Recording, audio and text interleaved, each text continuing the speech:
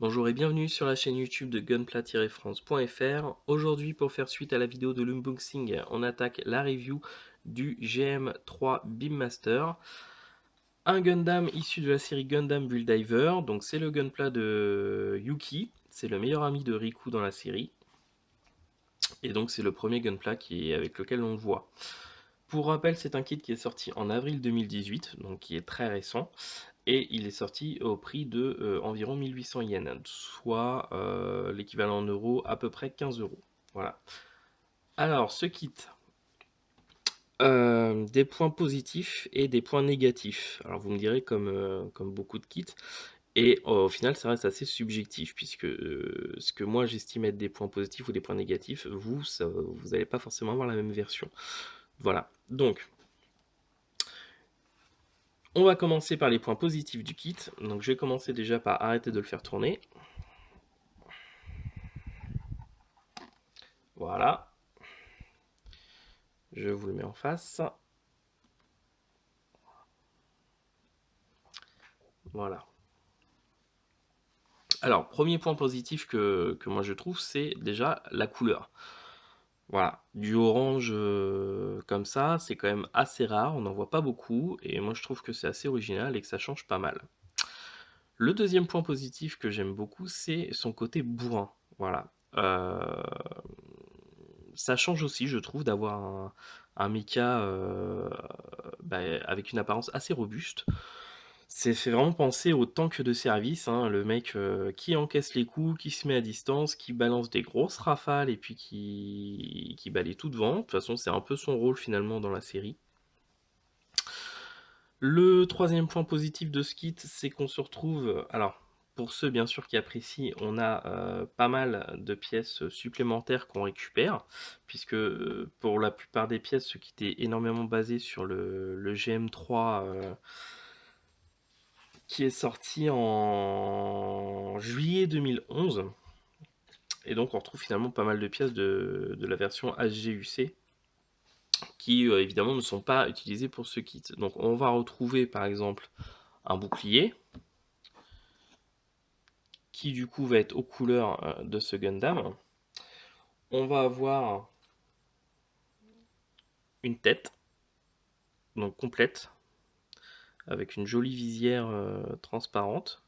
Alors une tête qui est vraiment, moi je la trouve assez sympa. Vraiment, en tout cas c'est pas perdu. Et puis divers autres pièces, voilà, des morceaux de jambes par exemple. Vous allez avoir l'arrière d'un bassin. Et puis ensuite, voilà, pas mal de petites pièces dans ce style qui peuvent servir finalement pour du kit bash, pour customiser certains kits selon vos envies. Voilà, alors je vais pas tous les mettre. Après, on a aussi pas mal de polycap qui va rester. Voilà, pour vous donner des exemples, hop, je mets ça dans ma main. Voilà, quelques exemples de polycap qui sont en supplément. Donc ça, c'est jamais perdu parce que ça arrive souvent, enfin ça peut arriver en tout cas d'en perdre et c'est toujours bien d'en avoir quelques-uns de rechange. Et puis voilà, on a par exemple aussi au niveau du lance-missile sur les épaules, ça c'est les versions de base hein, qu'on trouve sur le GM3 d'origine. Voilà, et puis pas mal d'autres petites pièces, hein, on va pas non plus tout détailler. On va retrouver également pour ce kit deux Beam Saber avec les lames, donc on peut parfaitement mettre dans les mains. Seul petit regret, en fait les Beam Saber, il n'y a aucun emplacement sur le gunpla pour pouvoir les mettre ensuite. Donc soit on les met dans la main, soit on les met pas du tout. Bon, c'est comme ça. Ensuite, autre point positif, il supporte assez bien le poids. Pas de problème de... Il va pas tomber ni quoi que ce soit, il est vraiment stable. Voilà. Le fait que ce soit un gunpla assez imposant en version 1G ne pose pas de problème, malgré également tous les petits objets supplémentaires sur les côtés. Et puis au niveau des stickers, pour ceux qui ne peignent pas les kits, on n'en a pas non plus énormément à mettre.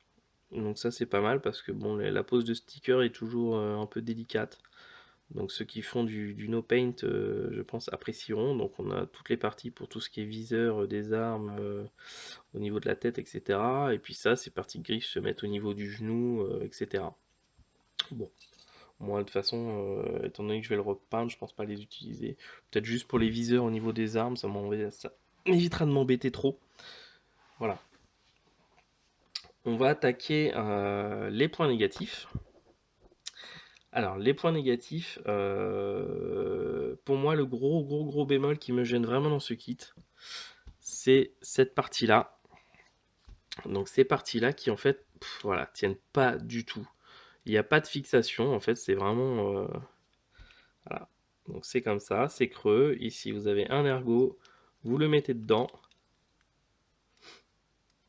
Voilà, mais au final, ça tient pas.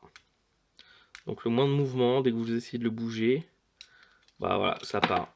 Donc ça c'est vraiment dommage et ça le fait vraiment des deux côtés.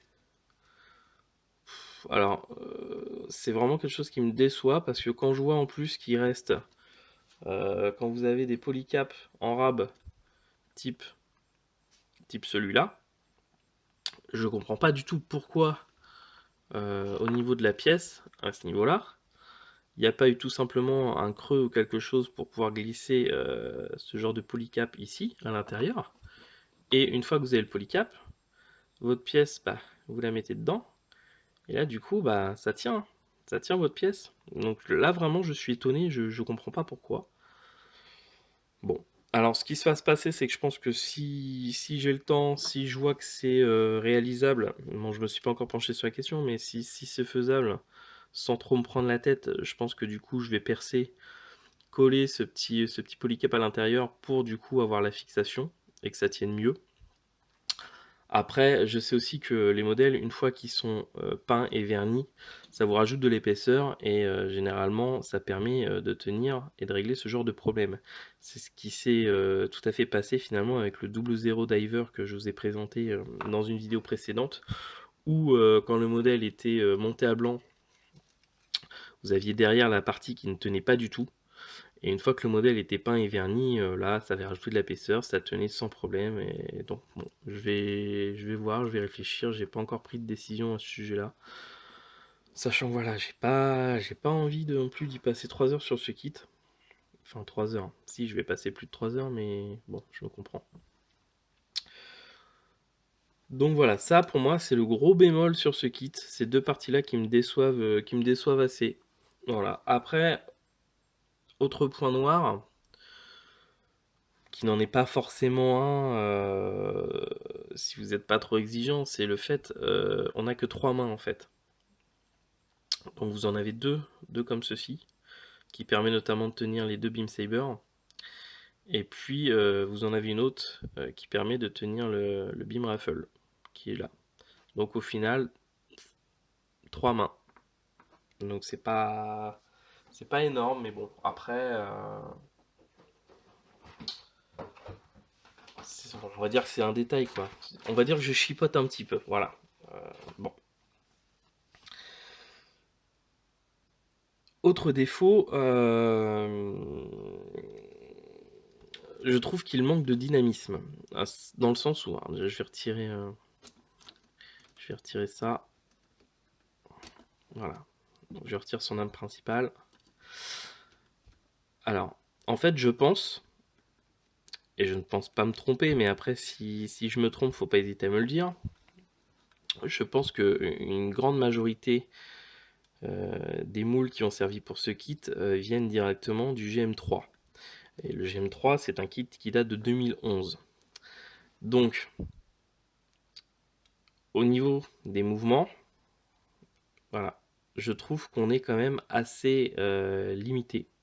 Alors, comme d'hab, hein, vous pouvez tourner le bras comme ça, voilà, le plier, voilà. Hop. La main est partie. Alors, là aussi, je trouve que les fixations au niveau de la main sur ce kit sont un peu légères. Elles accrochent moins bien que sur d'autres kits. Alors, après, voilà. Donc vous pouvez également tourner comme ceci. Mais voilà, au niveau de l'amplitude, étant donné que toute cette partie-là est quand même assez carrée, et que l'épaule est quand même assez cubique également, ça vous laisse pas des masses d'amplitude dans les mouvements, quoi, si vous voulez. Voilà. Et en fait, les deux parties des jambes sont parties, il n'y en a aucune qui tienne. Et c'est un peu comme ça finalement pour tout le kit. C'est un peu... je vais pas dire que c'est grossier, mais...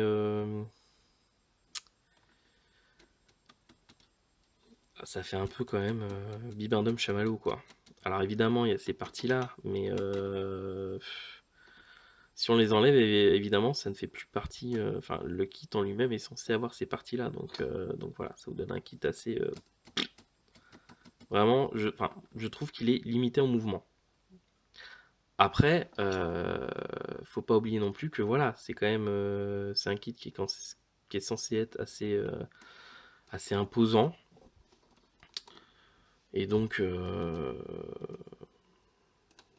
c'est peut-être un parti pris normal de dire que voilà, les mouvements sont limités du fait qu'ils soient assez, on va dire, fortement blindés, costauds, etc. Après, comme j'ai dit, c'est mon point de vue, donc il n'engage que moi.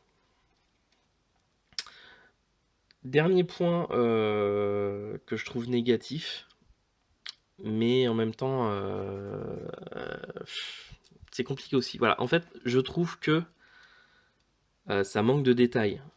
Voilà, ici c'est plat, les bras c'est plat, tout est, voilà, c'est très très plat. C'est quand même un site, comment dire, c'est un kit qui est sorti en avril 2018. Alors, le gunpla dans l'animé, il est comme ça. Il a pas de détails si on regarde finalement. Regardez, vous regardez par exemple sur la notice de montage. Et bah oui, effectivement, au niveau des épaules c'est plat. Ici c'est plat. Ici c'est plat. Les bras c'est plat. Donc on peut pas reprocher la reproduction. Mais en fait, autant dans l'animé ça me choque pas.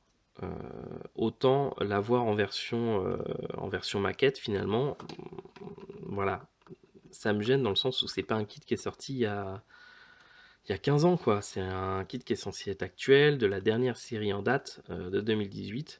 Alors évidemment, il est basé sur le modèle du GM3, qui voilà, il est comme ça, il est cubique, carré, il n'y a pas énormément de détails. Mais voilà.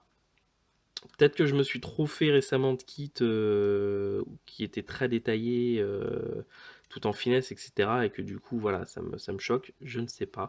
Comme je vous dis les choses comme je les ressens au moment où je fais le montage. C'est pas pour autant que c'est un mauvais kit, hein. Regardez, il est costaud. On arrive à plier bon, au moins à 90 degrés. Voilà, je le manipule, je peux le tourner un peu. Voilà, c'est pas un truc qui va casser quoi. Vous pouvez le manipuler, le mettre dans des poses dynamiques, ça va pas poser de problème. Donc c'est pas un mauvais kit. C'est juste que par rapport à mes goûts personnels, voilà, il y a des choses qui me font tiquer et où finalement j'adore la version animée, j'adore la version sur la boîte, etc. Mais l'avoir dans les mains, je ressens pas la même sensation de me dire ouais, il est classe. Alors après voilà, le kit, je vais le repeindre de toute façon.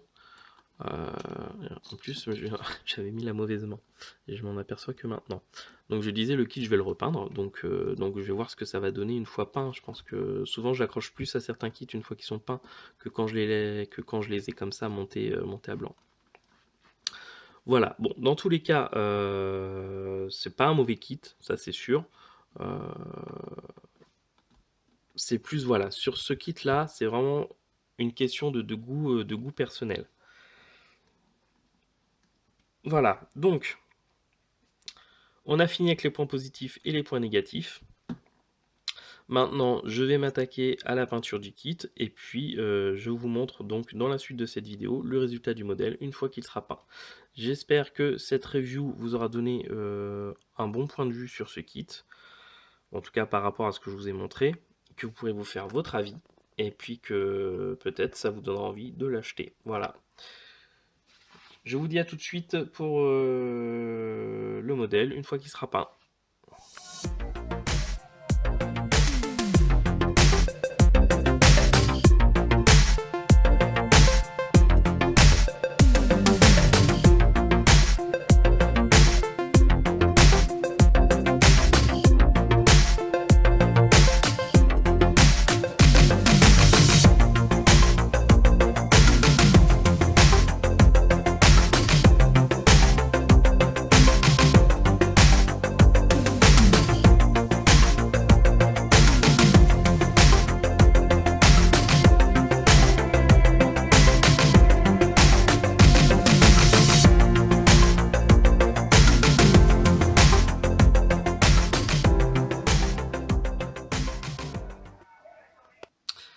Et nous voilà donc avec le modèle monté et peint et verni. Voilà. Alors effectivement, le rendu est quand même beaucoup plus sympa une fois que le modèle est peint. Pour autant, je reste tout de même sur ma première impression, à savoir que le kit m'emballe moins que ce à quoi je m'attendais et l'idée que je m'en étais faite par rapport à l'animé et à la version qu'on voit sur la boîte. Voilà. Donc un petit peu déçu, mais ça reste quand même un kit assez sympathique à faire, qui change un peu finalement des kits habituels dans le sens où c'est, on va dire que c'est une grosse boîte de conserve, voilà, blindée et tout ce qui va avec. Bien équipé pour l'attaque. Après, les défauts dont j'ai parlé dans la review du modèle avant qu'il ne soit peint sont toujours là, à savoir, je vais arrêter de le faire tourner. Donc à savoir, au niveau des jambes, alors le fait de l'avoir peint et verni, ça a un petit peu durci d'un côté, mais pas de l'autre. Voilà, ça part toujours aussi facilement, ça ne tient pas du tout. Voilà, j'ai pas eu la motivation de, au niveau de la pièce, de couper ça de l'intérieur pour mettre un polycap. J'avais vraiment envie de finir ce kit assez rapidement. Voilà, sachant qu'il fait partie de mon projet pour le GBWC et que voilà, je suis dessus depuis le mois d'avril, j'avais envie que ça se termine. Donc je vais pas dire que je l'ai bâclé, mais on va dire que j'ai pas pris mon temps comme je le prendrais vraiment pour un kit qui me tient à cœur. Voilà, voilà. Alors au niveau du rendu de la couleur, ça n'a pas changé, je le trouve toujours vraiment sympathique. Un orange comme ça, un peu orange, on va dire orange Sangoku de Dragon Ball Z, hein. Voilà, je sais pas si ça rend vraiment bien au niveau de la caméra. Je vais essayer de le rapprocher. Bon, bah voilà, hein, comme je l'avais dit, on peut pas leur reprocher le fait puisqu'il est assez fidèle finalement à ce qu'on en voit dans l'animé, mais vraiment ça manque de détails. Voilà. Donc c'est pas vraiment un kit qui m'a emballé, c'est pas pour autant un mauvais kit. On va dire que si je devais le noter sur une échelle de 1 à 10, je mettrais 5. Voilà. C'est un kit qui sera sympa dans ma collection, dans la vitrine, mais on va dire que il sera peut-être plus vers le fond de la vitrine. Voilà. J'espère que cette vidéo vous a plu, que cette review vous a permis de vous faire votre idée sur ce kit. Alors attention, hein, comme je l'ai déjà dit, c'est qu'un avis personnel, c'est vraiment mes goûts personnels à moi, ça n'engage que moi. Et vous, peut-être que ce kit va vraiment vous donner envie et vous verrez qu'il est quand même tout de même de bonne qualité au niveau des articulations, il est bien solide. Voilà. Je vous dis donc à très bientôt pour une prochaine vidéo. Je remercie toutes les personnes qui se sont abonnées à la chaîne, surtout récemment. Tous les jours, il y a régulièrement des nouveaux abonnés, donc ça fait vraiment plaisir. Petit à petit, ça monte. Je m'attendais pas du tout à ce que ça prenne. En tout cas, ça me fait très plaisir. Si vous avez envie de discuter entre nous, entre tous les membres du groupe, il y a le groupe Facebook Gunpla-France. Je crois que nous avons dépassé les 360 membres. Donc c'est vraiment sympa, il y a des personnes confirmées, des personnes qui débutent, tout le monde s'entraide, tout le monde se donne des conseils, tout le monde dit ce qu'on pense des réalisations des autres. Toujours dans la sympathie et la bonne humeur, donc ça fait vraiment plaisir. Et puis, si vous le souhaitez, le site internet gunpla-france.fr, où vous pouvez retrouver tous les articles, toutes les vidéos, tous les liens, etc., etc. Voilà, je vous dis à très bientôt. Je pense que la prochaine vidéo sera une présentation de mon projet terminé pour le GBWC 2018. N'oubliez pas qu'il vous reste un tout petit peu moins d'un mois pour présenter une réalisation et vous inscrire au concours. Il ne faut surtout pas hésiter à le faire. Toutes les réalisations sont bonnes à être présentées pour représenter la France contre le monde entier. Voilà. Je vous dis à très bientôt.